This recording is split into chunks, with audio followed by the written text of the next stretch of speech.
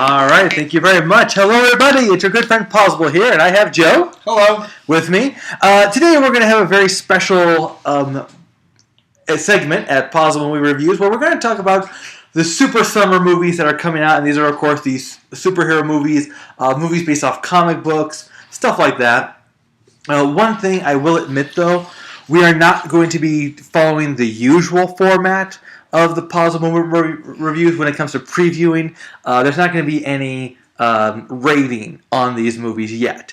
We will be giving you the pros and cons, but we won't actually give it a see it or a pass or anything like that. And we'll tell you some of the background information we've learned over the time. So let's get started. First off, in May, the first superhero movie coming out. And let me tell you something. Even though Captain America came out just this week, just yesterday. Yeah.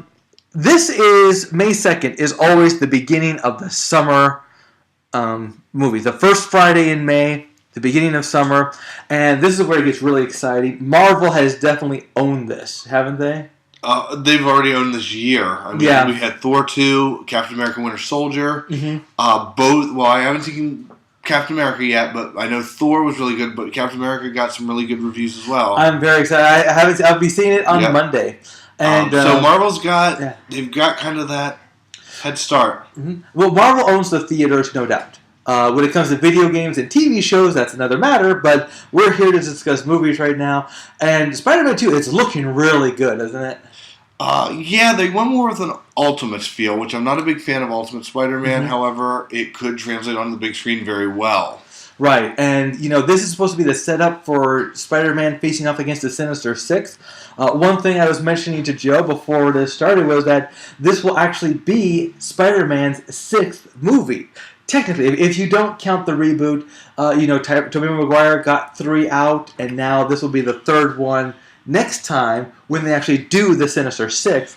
They definitely got their mojo going. But did you see, wasn't there a scene in the trailer here where Norman Osborn was walking, and you should see like some of the Sinister Six stuff in the background? Right, you saw the wings for the vulture. I wasn't sure what I thought I saw Dr. Octopus's arms. His too. And you know what? To be honest, ultimately, that is something I am very much against, because Dr. Octopus and his tentacles and the vulture's wings did not all come from Oscorp. Not everything was developed from Oscorp. Well, why not? In DC, all the villains now are made by Wayne Enterprises in some way, shape, or form. Oh, that's true. It's so funny, though. I was just thinking about there's one big person we're missing, though. And that was actually Spider-Man's, one of his first villains, Scorpion. Oh, right. And what's funny is, I don't think they can ever do Scorpion like they could before, because Scorpion was created by J. Jonah Jameson. Yes. He got some researchers to finally take down Spider-Man, but I don't think he really wanted him killed. I just think he wanted him stopped and discovered. So they chose a Scorpion, because the Scorpion is the natural enemy of the Spider-Man. Right. And that was a huge debacle there. I can't wait to see the Scorpion, but I remember playing the video games. Back in the... I can't believe I have to say it like this. Back in the day... Back in our day, yeah. Sam Raimi, in my opinion, created a great Spider-Man. Spider-Man 2 is still my favorite Spider-Man movie. But that said, he made one heck of a Spider-Man video game. Yeah. It was free-flowing. You had all these side missions and all sorts of fun stuff to do. But in the first Spider-Man video game, it was kind of more basic, kind of straightforward. You met the Scorpion in that area. And that was... I didn't like that, because he was just some crazy nutcase who disappeared. Shocker is also missing from the Spider-Man movies. Well, you don't want to need Shocker, because a lot of people think Shocker was electricity. Mm-hmm. I don't think he was. I think he was more vibration. He was. But, we got Electro. Yeah. So I think that people are like, they don't want to see Shocker and Electro. Who would you say you can't wait to see in Spider-Man movies? What villain is next for you? Well, I really liked Venom. We got Venom in episode 3, Spider-Man 3. That's debatable. But I would like to see a different Venom. A better Venom. Something that actually works with the comic books. I liked Venom. I liked Carnage. I love the Green Goblin. The old school Green Goblin with the purple and the green. Yes. More of a spandex outfit. not necessarily spandex, but just the color scheme, purple Right. and green. I mean, they could have taken Willem Dafoe's character in the first Spider-Man and just put a little purple in the outfit, and that would have worked a lot better for me. Right. I didn't like the fact he looked like he was naked. Right. A naked goblin. Well, he had that armor, and probably underneath it he was naked. You know, you have to understand, guys, we are somewhat purist over here. I like my Spider-Man like this with man-made web shooters, not organic web shooters. Right, because in the comics he had the man-made ones. Right. And if he did have organic web shooters, they wouldn't be coming out of his arms. No, Just saying. Yes, Spider. Don't let him eat beans. Yeah. One storyline that I'm hoping to see, and I'm wondering if this is going to come out during the next Spider-Man, there's this great storyline where Spider-Man actually starts to turn into an actual spider. You know, he gains 2 arms on each side. So now he's more of a freak and everything. That was somewhat interesting. Yeah, I don't know about that. I don't know how that would work on a big screen. Well, finally, let's ask one quick question about Spider-Man. What is your opinion on the fate of Gwen Stacy? I'm up in the air, but I liked Mary Jane better in the comics. I just got to know her more. I was more into her story. Because Gwen Stacy died early in the comics. Right. I will say this, but I want you to understand, I am not, don't quote me on this, or don't take this to heart. From what I understand, they were supposed to kill Gwen Stacy in this one and bring in Mary Jane. However, according to the director, what was going to happen was leaked onto the web, even though anybody could have just written the format from the comic books, and they would probably use the same thing. Right. And then all of a sudden they decided not to do it because they like Emma Stone too. They love working with her. Obviously, Andrew Garfield, they're dating, so he likes her. Well, yeah. And hopefully, knock on wood, she'll be back for part 3. Or is it a trick?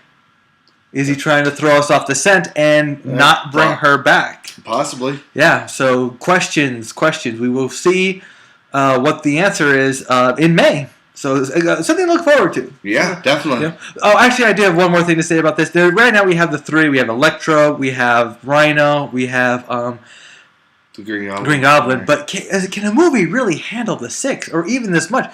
The one thing more than anything that killed Spider-Man 3 was all these enemies all at once. Venom, Green Goblin again. And they call it the new Goblin now. Sandman. And, you know, the one thing I remember at the end of part 2, as a matter of fact, if you actually listen to the commentaries of Spider-Man 2 with Sam Raimi did not want to go that route. He did not want to bring back the new Green Goblin because he figured, you know what, Harry would understand that his father was evil from what, because he was the Green Goblin. Right. And everything.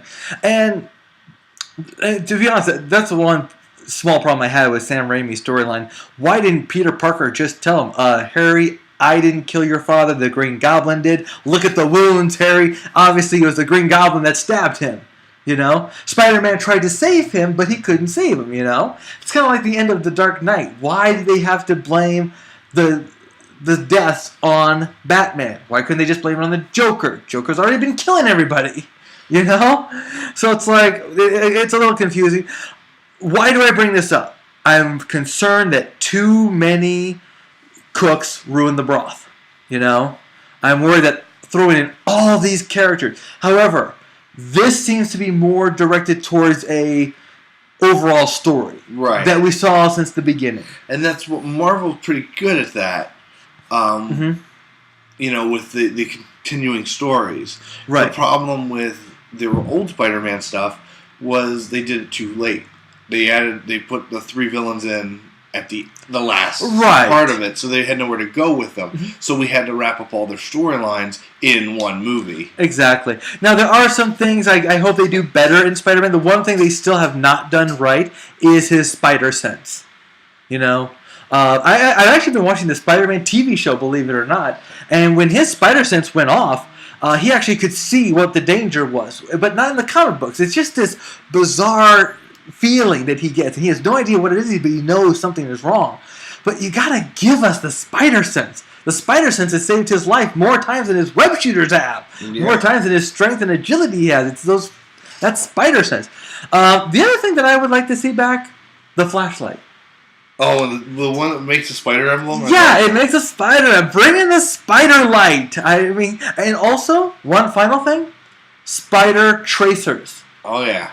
That's one big thing, because it's a little thing, looks like a spider, but it's in the comic books, it's in the cartoons, and it helps him locate things. You know? It gives him a tracker. So I would hope that they bring in some good Spider-Man, old-fashioned Spider-Man stuff like that. Joe, any final words on Spider-Man? Not really. It just that it's one that I'm really looking forward to seeing. I can't wait. Coming up soon, May. Early May. Yeah, early May. So we're just a month away. Yeah. Yeah, we're all excited for Spider-Man, and I hope and the battles look epic. Yes. They look really good. All right. So after Spider-Man will come X-Men: Days of Future Past. This is good because this looks like a somewhat of an Avengers type of deal where, we've had these movies in the past where we set up all the characters, and now this is going to be the convergence. Yes. Where everyone comes together, past and future. I actually, believe it or not, I see 3 time periods. Because remember, it was the end of Wolverine 2 that Charles and Magneto shows up. And are you talking about the Wolverine? Yeah, the Wolverine. Well, I never saw that movie. I really got to see that movie. You do. You mean that? Remember we talked about that recently about movie tie-ins. Yeah. Yeah. You do have to watch them all. I wasn't a big fan of the first Wolverine. The second one was okay. It was still pretty good. I mean, I didn't mind the first one, but I just never got around to the second one. There's a part of it you have to see to kind of understand because they do change Wolverine a little bit in that. That said, I see 3 possibilities. I see the present-day Wolverine. Yes. I see a future Wolverine. Kind of like it shows here. Mm-hmm. And I see a past Wolverine from the 70s. Let's face it, Wolverine, X-Men First Class, Wolverine had one of the best lines. Oh, yeah. Yeah, so you gotta love how they did that. And what's cool about this is, too, they can get the same actor play all 3 versions of Wolverine, whereas everybody else, they got to have at least 2 actors. Yes, exactly.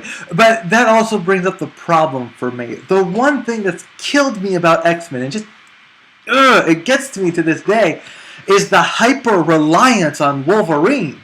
This is X-Men, for crying out loud. It's supposed to be about the whole group, But there's such this hyper-focus on Wolverine that it takes away from the enjoyment of it. That said, I am still looking forward to this one because guess what I saw in the trailers? Something I've always wanted to see in X-Men. Wolverine. No. Oh. Iceman and his ice slide. That was a pretty cool part of that trailer. Yes. He's just sliding around, and as he's sliding, he's freezing things. Yeah, well, it's what he did in Spider-Man and His Amazing Friends. That brings up a good question. Should we ever get to those kind of crossovers again? Can we have Firestar, Iceman, and Spider-Man together in one movie? It depends on who wants to give rights up. I know. Well, you know what? I tell you, you gotta stop that. Disney/Marvel should have it all now. Get it away from Sony. Get it away from whoever else owns it. Put it all under one roof. That way you can do more. You know? It's time to put it all under one roof. And if Disney's got it, let's face it, they've got the power. You might as well let them have it. Exciting stuff happening in here, and this is supposed to be one of those bigger, epic stories. So more to look forward to here. Anything else, Joe? Not really. You were saying about how get them on Disney, and what if we ever did get a Disney, like an X-Men Star Wars crossover? It'd be illegal now, but if it's all under, it's hard to say because ultimately. Even though it's, how do I say this? Even though it's all under Disney's umbrella, right? Each gets its own separate section still. So even though, because Marvel is still Marvel, right? They're just now under Disney, but they're still Marvel. And Star Wars is still Star Wars, even though it's under Disney. Right. Now, because it's all under Disney's roof, will that allow the crossovers? I would hope so. Right. I would like that. Because with Marvel, I would love to see Secret Wars. Oh, Secret Wars! I remember that comic. Infinity Gauntlet. That was another run. The big crossovers. But you know what you need? You need to bring everyone in. If there's any one group or any one character that I would love to be brought back, Spider-Man. Because Spider-Man because he doesn't have to be an Avenger. He just has to be in New York when someone's coming and says, "Hey guys, I'm here to help." Pow, pow, pow. You know, because that's how it's done in comics. You don't need all this setup. You don't need to remind. You don't need to tell this backstory every time. Yeah, you just bring them in. Yeah, just bring them in and have them be friends. And most people know Spider-Man already. Most people know Captain America and Iron Man and the X-Men. We've seen enough movies. We can just put them together. And just get it done. But now it comes to the question of who has the rights, and because that's what we want now. And you know what? It's so funny. We have been talking about this for over 10 years when Spider-Man was really starting to take off, and we had Daredevil being made, and X-Men was first starting. The one thing we wanted now, we were talking crossovers. We were also talking Green Lantern, and look where that got us.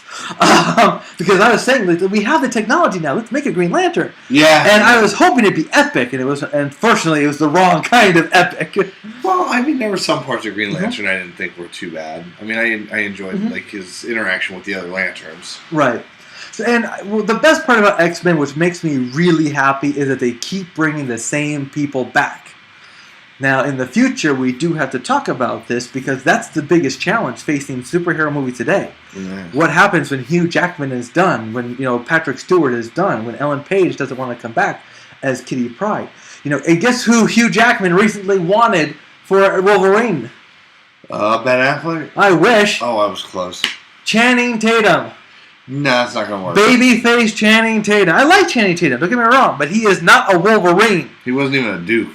He was somewhat of a Duke. I didn't like him. I mean, they tried to give him a scar. Said, "Hey, look, let's give him a scar." And now he's a Duke. It's like, no, Duke didn't have a scar. No, Duke had a more rougher face. Channing Tatum's he's got that nice guy look. And you don't need, and don't get me wrong, he's great physical shape and he's tough as nails.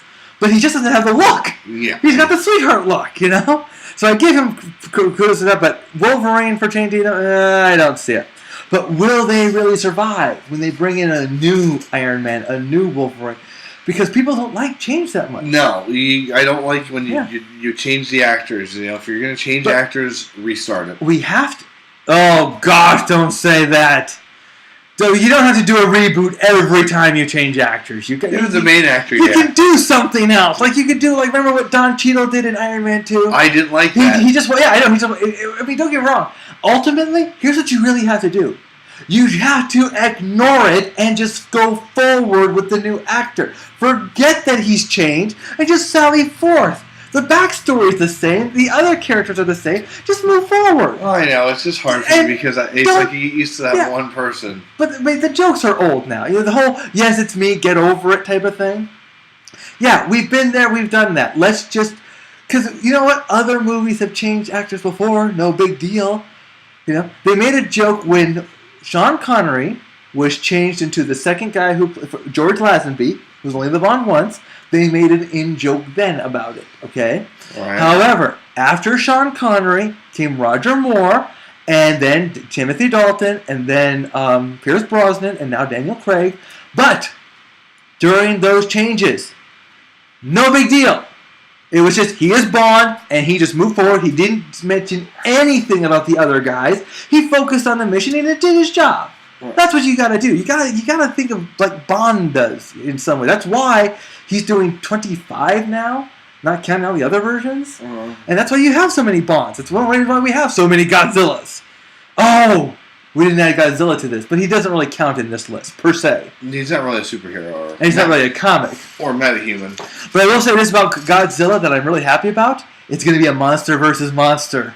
That's always a good thing. Yes, it's not just Godzilla awakens and starts to trash people. It's Godzilla awakens because there's this... I think it's Rodan, actually, because I saw a flying monster. But don't quote me on that because I don't have any details on it. I'm looking forward to Godzilla. I'm looking forward to this, too, because, again, the battle's going to be epic. And the trailer actually kind of sold me on it. Right. I wasn't really thrilled about this one, but after seeing the trailer... I really want to see this one now. Now, do I have to bring this up again, though? Is it going to be too many people? Because, let's face it, who's going to be the hyper-focus on? Wolverine. Well, and, Colossus is going to be in there, but the one thing you get from X-Men that kind of turns me off is that most characters are nothing but cameos. Yeah, but it's so cool. It's like, hey, there's my favorite X-Men. Yeah. Exactly. No, because Colossus is my number one X-Men. Now, before with Spider-Man, I asked you who would be new, right? All right. X-Men, I'm going to go the other way. What X-Men have they already shown us that they haven't shown us that you would like to come back? And I think I went the opposite way with Spider-Man because I mentioned Venom. Right. He's already in there. But you know who I hope they bring back for this one? What? Nightcrawler. Nightcrawler would probably be my pick. Yes. Like I said, Colossus is my favorite X-Men. Nightcrawler is another one of my X-Men. I saw Colossus in here. And in fact, I think it's in June. I'm going to be picking up Nightcrawler #1 in the comic store. Oh, cool. He's getting his own series. So I'll hopefully get into that. Now, is there any... But I'd like to see Nightcrawler in this one. Nightcrawler, I hope he comes back. Who else? Actually, old or new. Somebody they haven't shown yet. The one thing I'm looking forward to, Sentinels. Sentinels are good. Yeah, Sentinels. Technically Sentinels are not good. But yeah, I met the Sentinels for the first time, really, believe it or not, in Lego Marvel. Okay, during their superhero, and he was powerful, but he was somewhat of a joke. He was like, "Please comply. Let me know if you're a mutant or not." Stuff like that, right? You know. And I'm hoping they bring in that comic element. They should. Marvel is great in bringing in comedy. Oh, yeah. So I'm looking forward to that, and, I'm looking forward to X-Men Days of Future Past. Because, you know what? All the other ones, X-Men 1, 2, 3, Wolverine, those are really just setups. Yeah. For what we have here. That's all that is. And so the setup is what we're looking forward to. And we're back to the 70s. Yeah. 70s clothes and disco and everything. So I'm looking forward to the humor. And I want to understand, how does he time travel? I don't know. I can't wait to figure. See, the main thing is with Wolverine, the way you time travel is so painful and so destructive to your body that because he can heal, they send him back. Also because obviously Bryan Singer loves the character, right? And that's the other thing. Bryan Singer's coming back. That's what gives me a lot of hope. Right. I often said Bryan Singer was the man who lobotomized superhero movies because he was good with X-Men 1 and 2, and then he left. X-Men 3 wasn't near as good without him. He went to do Superman Returns, which again wasn't good. It's like you should have stayed with X-Men. Right. Because you had your calling. You knew what you were doing. Exactly. So, Bryan Singer, this is your redemption here. It better be, and if it's not, they'll be held to pay. I'll send him a tweet. Yeah, because if anyone really is paying for all this, James Marsden. Because he was... Yeah, he left. He left X-Men to go to Superman. To go to Superman. A mistake both ways. But you know what? I never really liked him as Cyclops. I didn't think they did a good job with Cyclops. Cyclops, remember, he's their leader. Cyclops doesn't take any guff from Wolverine. And I felt that the Cyclops in the X-Men movie was too laid back. But he's their leader. He's the guy who's he takes everything under control and everything. So much to look forward to. Next up, Transformers: Age of Extinction. This one, I'm on the fence about. This is the Transformers I've been waiting for the longest time. Because they got rid of Shia LaBeouf. That's a point in their favor. And I will say this real quick. I like Shia LaBeouf. But I think he doesn't choose the proper roles. Now, in Transformers, he had the right character, but the character feels odd for this kind of movie. I want Transformers to be like this. Hardcore action. Not this comical part where we try to build up this young man who's, Yeah. Who's, I don't even know what to say. Now, also, I'm kind of confused by this. I'm getting the impression, because this is obviously one of those, they're forgotten and they've been trashed, and, Optimus Prime is now a junk heap type of thing. You see this in the trailer. Yeah. And so time has passed, obviously. Right. He's changed, too. He's now a regular... Yeah. Mm-hmm. He's on the flat-nosed semi instead of the long-nosed. Yeah. Now, also, he transformed. sorry, bad joke. Now, also, this reminds me of the Transformers comic book reboot, where they do find in the ice Optimus Prime, I think, or they find Megatron, or something like that. And it's this is about second chances. This is about coming back. This is the fourth one. Do you really have to reboot it? And for some reason, Optimus Prime is completely trashed, but all the other Autobots are fine. And everything seems peaceful. Time has passed until The Dinobots come! Yeah, that's my biggest selling point for this movie. This is the biggest reason. I was a huge fan of the Dinobots. Growing up, I had one of the, I had Sludge, the Brontosaurus. Right. Yes. I used to go over to my friend's house and play because he had Grimlock, and I always liked Grimlock. Awesome. And, for me, it's the darker tone. It's the action. What's funny is, I remember when we first started looking at this, we were looking at the cast of characters, and we saw the girl, and we're like, okay, so that's the girlfriend or something, right? The love interest. Right. And then we were watching the trailer, like, no, that's his daughter. And so we're looking. I'm looking forward to the darker tone. I'm looking forward to the action, the change of pace. One thing I'm not looking forward to is the "we don't need you" cliche when all of a sudden they need them cliche. It's like it was who's that guy again? Which one? The guy who said we don't need you. He's in the glasses. Oh, I don't know. Oh, great guy, great actor too. I'm really glad they got him. And I can't remember his name. Yeah, he's actually one of my favorites. Stanley Tucci. Okay. Stanley Tucci. Yeah, he's looking at one of the guys saying we don't need you anymore, and that I can somewhat understand because from what I understand, at this point the Decepticons are supposed to be finished. So we're supposed to be in peace. Something happens to Optimus Prime, obviously, but nothing happens to Bumblebee or some of the others. Yeah. So lots of Transformers, lots of stuff going on. It's so funny. Transformers is one of the greatest grossing worst series in history. Yeah, I don't know. I just don't want to be disappointed in this one again. I know. I never saw the third part because I was so disappointed with number 2. Right. Because I went and the guy's like, Devastator's in this. And I love Devastator as a kid. I had the toys again. And I saw Devastator and it was like, okay, what the hell am I looking at? It was more of a joke than anything else. Yeah, it was like it was sucking the sand in. I was waiting to see these. When I saw that cement truck with the Decepticon emblem on them, I'm like, I got goosebumps. I'm like, okay, it's coming. And then they merged together, and it was like an ape with actually someone even said like a cat to me. Yeah. Yeah, and it was climbing up the pyramid, and I'm like, okay, something wrong here. You bring in an awesome machine, and then you just have him do the dishes. And it was like, and didn't he get defeated by like a rocket from a ship that like launched the rocket and hit him in the back or something? I think so. Yeah. It was like they gave him a lame death and everything. They just couldn't. I mean, a lot of what happens in Transformers is just wrong. So with the Dinobots coming in, I'm like I said, I was a huge fan of the Dinobots. I loved Grimlock. Mm-hmm. Don't screw this up. And it looks like they're actually going in a good spot because there was a scene in the trailer with Optimus Prime fighting a Tyrannosaurus Rex. And we're assuming that's Grimlock. Yes. And when the Dinobots first were created in the cartoon, they actually were so primitive they attacked the Autobots. Right. So I'm hoping that's what that was. Hopefully the Dinobots will then become good. And like the Dinobots is like, okay, we have a problem we can't solve. Call the Dinobots. That's what I'm hoping for. Well, it's going to be interesting to see what happens. I like the darker. See, I understand and I can appreciate that Transformers. You want to make sure you can bring your kid to it. Okay.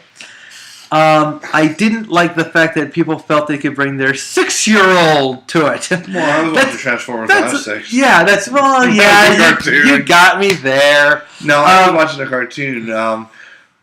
It's like with Master of the Universe. I watched He-Man as a kid, and then they made the Master of the Universe movie, and that was a lot of a darker tone than the actual TV series. Right. And I think that's what they're doing with this. The cartoons were light. Mm-hmm. They had some moments in the cartoon, especially when they went from season 1 to season 2, or from first gen to second gen, I believe. Right.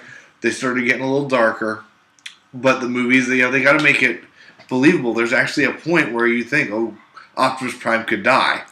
Yes. In the movies, whereas in the cartoon, you knew he was never going to die. Right. I mean, even when Megatron in one episode cut him into pieces. Yes. He was still functioning. Well, exactly, and that's the funny thing about this, because let's face it, it starts off, Optimus Prime did die in part 2, of course they brought him back, and what they did to him in part 3, to me, ruined part 3 for me, because they had some good parts in part 3, but they souped up Optimus Prime with all this gadgetry, and then they have him get stuck in these ropes. and he has trouble getting out. So during half the battle, what's happening with Optimus Prime? He's tangled. That's what's happening. You know? I might have to pick that one up too. We'll probably watch it one day just to get it. But now it's like, now he's been like, he lost his batteries or something, and so they got to reboot him. And for some reason, out of nowhere, these government people show up. They start, bullying people, and here comes Optimus. Boom! So I'm anxious for it. I'm anxious for the darker tone. I'm just anxious to hear the story in general. Like, what is really up with the Dinobots? Yeah. How did they come into this story? Exactly, and that to me is how they really sell a movie. It's the curiosity factor. You have a suspicion of what's going to happen at the end, but you just don't know how it's going to happen or anything. And so, definitely looking forward to this one. And the best part about it is, this one you can get away with it. You can throw in character after character after character, and it won't matter because it's just a name. They're all Autobots. They all have the same background. Yeah, literally, you can get rid of Ratchet and bring him first aid. You're gonna have a medic. You can do whatever you want. You kill Optimus Prime, you make Rodimus Prime. Yeah, they continue to grow. Like in a cartoon, they brought Optimus Prime back after he had died. Mm-hmm. So there's so many ways they can go with it. Right, and you don't have to have that moment where it's like, okay, well, this is when his father died, and this is when he got motivated to become the great whatever, Yeah. That big moment and everything. So they're all Autobots, so it's easy. Just throw them in. Everyone's gonna be happy. You don't have to worry that. They could actually do a surprise like that where Optimus Prime's down and out and everybody's all sad and you think, okay, he's going to come back at any moment, and then you find out, no, he's not coming back. There's only one thing that worries me about this movie, okay? And that is, are they really out of their bag of tricks? Are they just going to be rehashing a story we already know? Even in Transformer words? Or are they going to give us a nice, fresh, exciting adventure? Which I'm looking forward. That's what I'm expecting. Yeah. Okay? All right, next up, and finally, the last super movie of the summer in August will be Guardians of the Galaxy. And I am on the fence on this one. This is my least favorite of the four that we got today. Well, you know what? Forward to. And the only reason it's my least favorite is because it seems like it's more of a comedic thing. And I'm not really knowledgeable of Guardians of the Galaxy. I'm getting more knowledgeable. I've been researching them. And I'm learning about the characters and whatnot. Let me ask you a question. Do you think that's a good idea? Considering how movies like to change things, if they alter what you know. But the thing is, I think Guardians of the Galaxy is so, I don't want to say obscure, but a lot of people don't really follow this brand of Marvel. Yes. That they don't know it. So no matter what they change, people are still going to like it because they don't know anything about it. Right. This one has... I'm going to tell you the truth right now, guys. Don't expect this one to open up kind of weak, like maybe a 20th, 30th million, okay? But that opening is going to really be the question of what happens next. A lot hinges on this movie. The thing is, it's not a standalone movie. This is not just a, hey, wouldn't it be great to throw the Guardians of the Galaxy in a movie? Here you go. No, this is a, let's get ready for the Infinity Gauntlet storyline. Right. And so let's introduce the Collector, which was introduced in Thor 2. Let's introduce these heroes who are going to be part of the Infinity Gauntlet. And let's just, keep adding new characters, new storylines from old comic books, but let's not change anything that you would actually expect.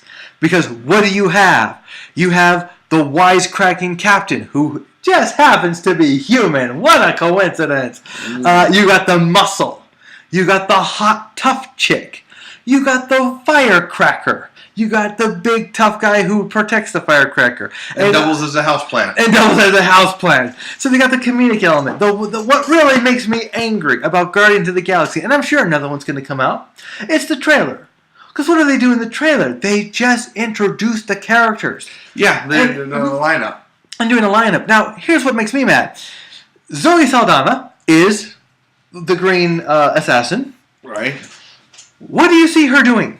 Assassinating. No, you see her standing up in the lineup, and then you see her back to us with her clothes off type of deal. Okay? The raccoon. Rocket Raccoon. Rocket Raccoon. What do you see? He jumps on top of the tree and he starts shooting a whole bunch of people.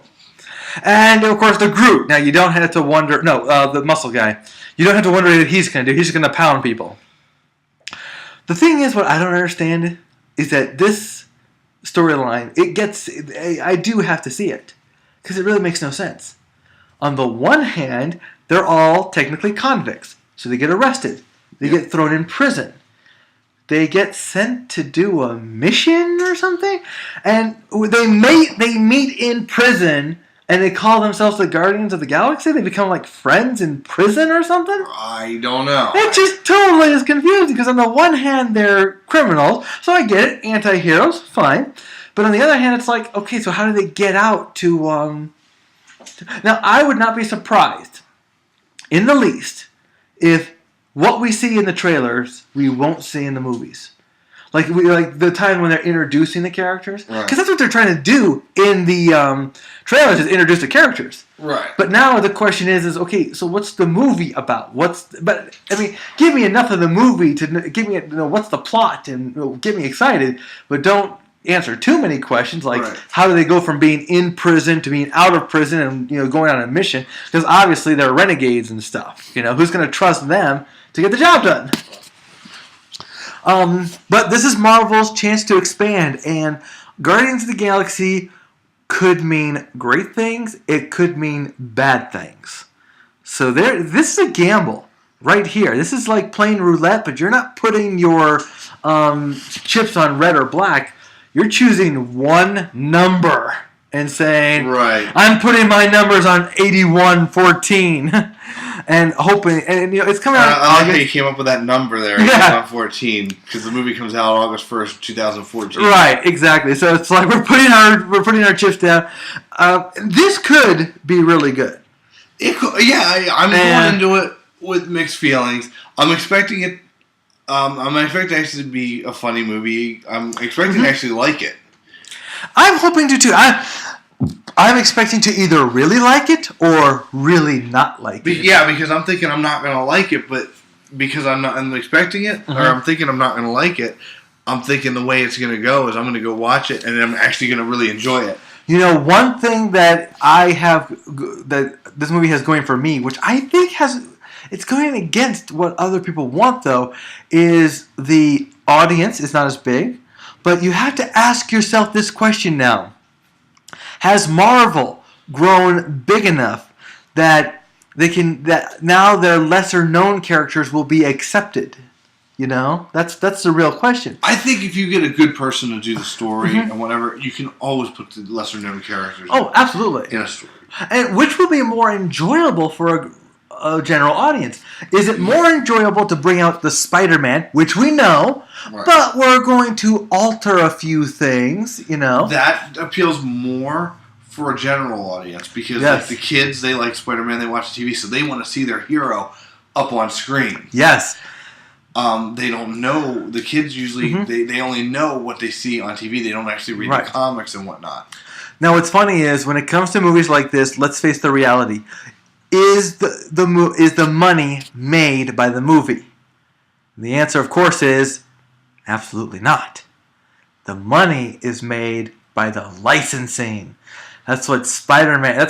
Spider-Man wasn't paid for by investors or by people who want to make a movie. Spider-Man was paid for by Spider-Man birthday parties, Spider-Man costumes, Spider-Man toys at your local Target and Walmart and stuff like that. Licensing is what really makes these things. So it's one thing if this movie becomes a success, because if the movie becomes a success, the licensing becomes a success, and that's what builds this whole empire. That's how it all grows. I mean, let's face it. There's actually one more that comes up. I thought this was the last one, but I forgot. There is one more. Now this one came out as a result. We're not talking about Guardians of the Galaxy anymore, just so you know. This one came out as a result of a drunken game between artists. And guess what they were drawing? Oxymorons. Okay. Imagine like a tough frog. Okay? Strong frog type of thing. A brave rabbit. Or let's take something slow and let's take something fast and combine them. What's slow, Joe? Snail. Or a turtle. Turtle. And what's supposed to be fast and dangerous? The Flash. How about a ninja? Oh. So let's draw. Oh, I didn't get the poster up. Can you believe it? Oh my God.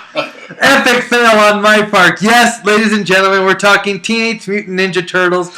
I did get the poster for it, but all it is just a TMNT. Right. They don't like to say Teenage Mutant Ninja Turtles anymore. They don't like to say TMNT. Right. In Teenage Mutant Ninja Turtles, now, I am not sure if the rumors are true. People have said it's not going to be a ninjas. I mean, a mutant. They say it's going to be aliens. However, if you see the trailers give you an idea that it's mutants. Yeah, I thought they flip-flopped it. It was supposed to be aliens, but there was so much backlash they went back to mutants. Right. Oh, and guess what? Here's the part that turns me off, that makes me mad. Turns out that somehow, someway, April O'Neil's father was in development for this stuff. Well, at least now we know something about her father. Oh, we never needed to know anything before. I mean, come on. She was a reporter. That's all we needed to know. Now she can report on her father. Yeah. So was this an act? I mean, last time it was cool. It was an acting. Here's the real question: how are they really going to do it? I mean, remember it was always in the original comics. It was turtles, mutants, made them human. It gave a humanoid. Right. Splinter in the TV show was a human who turned into a rat. But then in the first movie, he was a rat that mutated up kind of like the turtles. So it'd be interesting to see how they explain their origins this time. I'm not a fan of their appearance. I like the roundness of the first movie. You know? Yeah, but I mean, I'm willing to see where it's going to go. Right. Let's see what we can come up with the Teenage Mutant Ninja Turtles. The only other problem I have with Teenage Mutant Ninja Turtles is whatever happened to good old-fashioned cosplay and matching characters with their actors with their characters. Megan Fox looks nothing like April O'Neil. Now, don't get me wrong. We understand in the first one and even in the sequels, April O'Neil didn't look like April O'Neil. As a matter of fact, the only thing they get her to look like April O'Neil is the yellow raincoat. She doesn't wear a yellow jumpsuit. She wears a yellow raincoat. Right.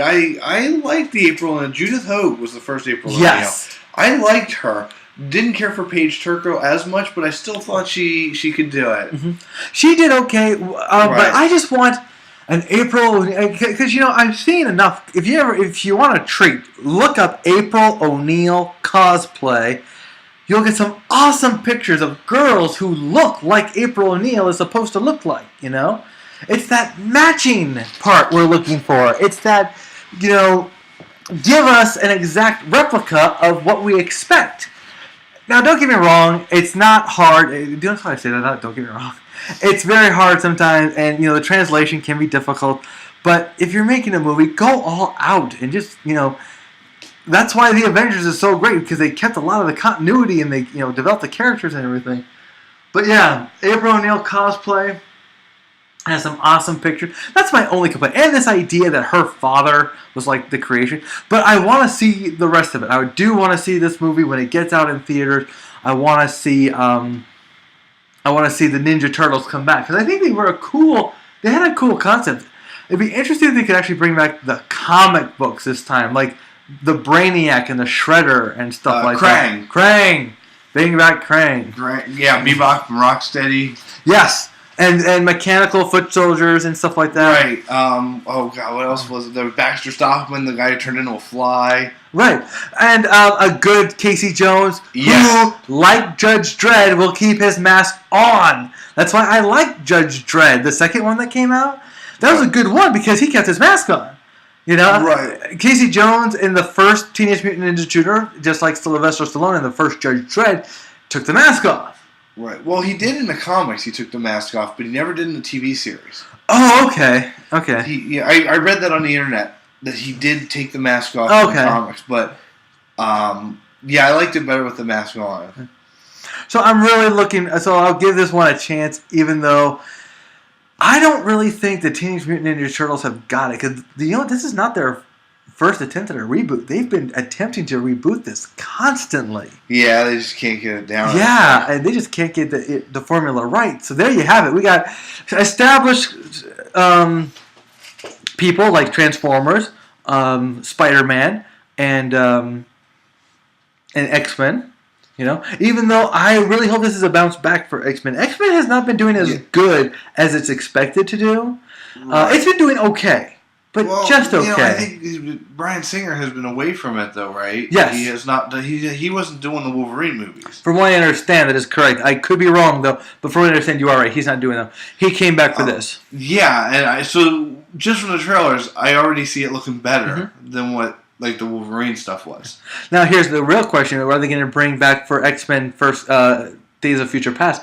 Because they're going back in the past, could we see Jean Grey again? And could we see Cyclops again? However, I don't think it's going to be Famjaka and James Marsden. I think it's going to be like kiddie versions of them. Yeah, because they're younger now. Yeah. Well, and also, depending upon how they do that, because like I said, I see those 3 time periods. Distant future, present, actually it's present future because X-Men always happens in the distant future, and then the past, 70s. I kind of think it'd be kind of cool if Cyclops and Jean Grey did appear as their younger selves, and at one point they asked, Wolverine, what happens to me? And then he's got to tell him, or he's got, you get the whole situation. Remember, they died in the in the movies. Or he could do? What? He could do a River Song answer. Sorry, sweetie. Spoilers. That's a Doctor Who reference. For those of you who know. River Song, one of my favorite characters. In season 7, they did bring her back. And when she came back, I was so happy to see her again because that lizard lady was like, it's time for the girls to come. And I knew they were going to bring back Clara. But when they brought back River Song, it's like, wow. I was not expecting her to come back. If you haven't seen it, Season 8 is a rough season for Doctor Who. It has some down parts, but it has some up parts, too. Was really happy with it. Now we're talking about Doctor Who and everything. Yeah. I'm looking forward to Season 8. Big time. It hasn't even started yet. August 2014. Doctor Who returns with the new Doctor Who. But why are we talking about Doctor Who? All right, guys. This is your podcast and you like Doctor Who. Exactly. Well, that's it for us today. Thank you so much for listening. We will see you at the theaters. Take it easy.